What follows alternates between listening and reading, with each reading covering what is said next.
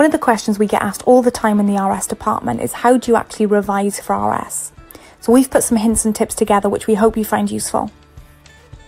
It sounds obvious, but start revision early. Doing little and often will ensure that you don't get overwhelmed as you get closer to the exam. Make sure that you know what to revise, so check things like exam specifications and any checklists from your teachers or in your revision book. We'd recommend that you make a timetable so that you know that you've allocated enough time for each of your subjects, along with any hobbies or extracurricular activities you might have. There are some really good templates you can download online. Make sure that in your timetable you've built in enough rest time and some rewards. Some people find it useful to use a system where you revise for 25 minutes and then you have a 5-minute break. So you might find it useful to invest in a timer or use your phone to help you structure your revision time and your break times. I'd also recommend that you have a really clear structure and process during your revision.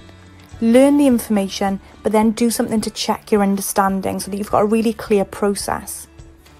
Where possible, be consistent in your approach. Find a style of revision that works for you and stick to it. Keep everything as organised as you possibly can, so separate the revision material for each of your subjects and if possible unit by unit. Invest in some different coloured folders and files so that you can colour code everything. Remember the importance of eat, sleep, revise, repeat. Make sure that you have enough sleep and that you don't start revision on an empty stomach. You also need to make sure that you work in a clear, tidy area so that you don't get distracted, and turn the TV off. In addition, you might want to build in some opportunities to revise with friends, particularly those that you work well with, so that you can test one another's knowledge and support one another. It's essential that you also revisit topics. So once you feel like you've learned something, leave it for a few weeks and then go back to it to check that you can actually retain that information as much as possible. So I'm going to talk you through a process that I used when I was revising for my GCSEs and A-levels. It wasn't called this back in the day, but we're going to nickname it LARA. So LARA stands for Listen, Look and Learn, Answer Test Questions, Repeat and Apply to Exam Questions. So I'm going to talk you through that in a little bit more detail now. So what happens at the Listen, Look and Learn stage? Well, the first thing you need to do is select a unit to revise. You then either need to listen to the revision videos, look through your notes from lessons or revision booklets, and you need to learn that information. At this stage, you might find it useful to highlight key points or record brief notes somewhere, either as flashcards or mind maps, anything that helps you process that information. Once you're confident that you've got a good understanding of the information, you need to actually check that that is the case. I'd recommend that you answer some quick-fire test questions. These are there to check your understanding of the information and your ability to recall important points. These test questions could be ones made by your teachers on Quizlet, questions you've designed yourself, or questions made by friends and relatives. You might find it useful to keep a record of your scores so that you know which topics you need to revisit later. Following the test questions, you might realise that there are some gaps in your knowledge. Now that's absolutely fine at this stage, but we can't leave those gaps there. If you got some of the test questions wrong, repeat the stages, so go back to the Listen, Look and Learn stage. Read the information again, especially the parts you got wrong. Repeat the test questions for a second time. Do this process over again until you feel confident that you can answer all the questions correctly. Leave the topic then for a few weeks. After you've left it for a few weeks, revisit the topic again, repeat the test questions and see whether you can get as many right as you did previously. Hopefully, if you keep repeating the questions and answers enough times, it should stick in your memory. The final part of our LARA process is the application side of things. We now need to apply our knowledge to potential exam questions. Unfortunately, the RS exam is not made up of quick-fire test questions. Therefore, we have to practice actually applying our knowledge to the more extended writing style questions. So in this stage, you need to use all the information that you've acquired from the Listen, Look and Learn stage and the test questions stage and actually apply that to some A, B, C and D questions under timed conditions. Remember, in this exam, you have a minute a mark. If you don't have time to answer lots of practice questions, you could have a go at writing some detailed plans. Hand these into your teachers or post them in the refuel post boxes which are in their classrooms. So just to recap then this LARA process, the first thing we do is we listen, look and learn. We listen to the revision videos, we look through our notes and we learn as much of the information as we possibly can. The second stage then, the A, is to answer the test questions. We need to check that we've understood that information through answering a series of quick-fire test questions. The third stage is to repeat. If there are gaps in our knowledge, then we need to go through the information again. We need to repeat the test questions to ensure that we've actually understood that information. And then finally, the final step of our process is to apply to exam questions. We need to have a go at a range of A, B, C and D questions under timed conditions. So in terms of revising for religious studies, unfortunately there isn't a one-size-fits-all approach. Everyone has to find their own style of revision that works for them. Like I said to you, I found the LARA style useful, but you might find something different that works for you. General things then that you might find useful is to break the information down into small manageable topics.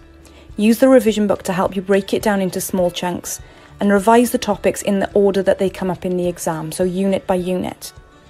Most importantly, have a clear and consistent system and trying to stick to it as much as possible.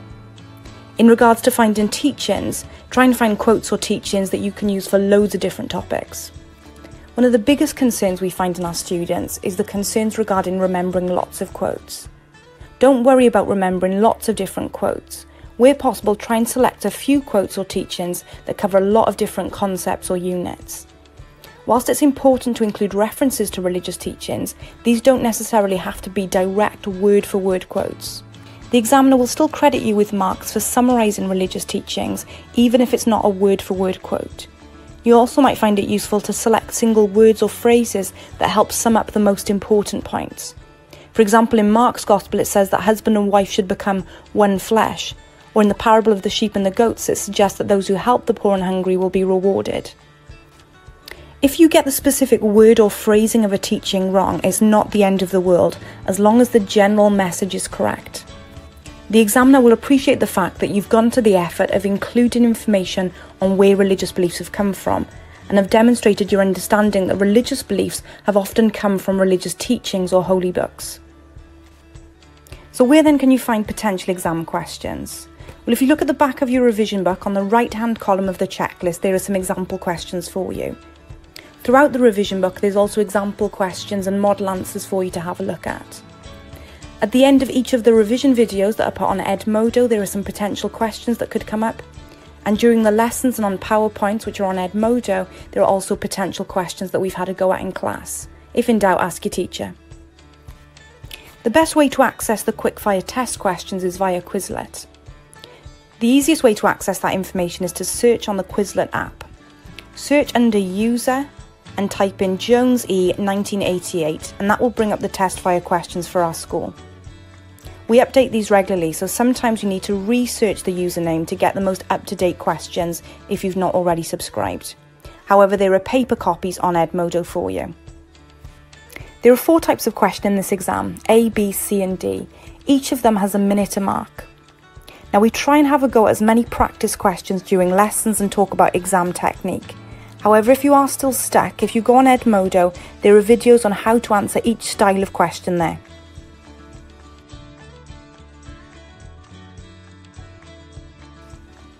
Lots of you ask how you actually access the revision material and resources online. All our revision resources and lesson PowerPoints are on Edmodo. The first thing you need to do is set up an account. Then you need to ask your teacher for the class code so that you can access all that information. Once you've logged in, you'll see a folders section. This is where we keep all our lesson PowerPoints and resources, any electronic copies of revision booklets, revision material and revision videos, and the how-to videos on answering exam questions. Now obviously preparing for exams can feel a little bit overwhelming and lots of people struggle to know where to start. The best advice I could give is to get organised. That will help give you a sense of ownership and control over your revision. Make sure all your books and folders or classwork is organised and up to date, and make a list of all the subjects you need to revise for, the dates of your exam, and a checklist of what you need to do for each exam. I'd recommend that you produce a timetable of what topics you're going to revise, when you're going to revise them and for how long. Try and stick to that revision timetable as much as you possibly can. So what do you do if you get stuck? Well, the most important thing is that you don't panic and bury your head in the sand. Every problem can be resolved if you just share it. Email your class teacher or a revision group mentor with any questions that you have, or speak to them in person during school time. Ask a friend from your class or year group and see if they know the answer, or have a look in your revision book. Remember, an electronic copy is available on Edmodo. Finally then, the last thing from me is to say good luck. I know you're all going to do an amazing job and I am super proud of you.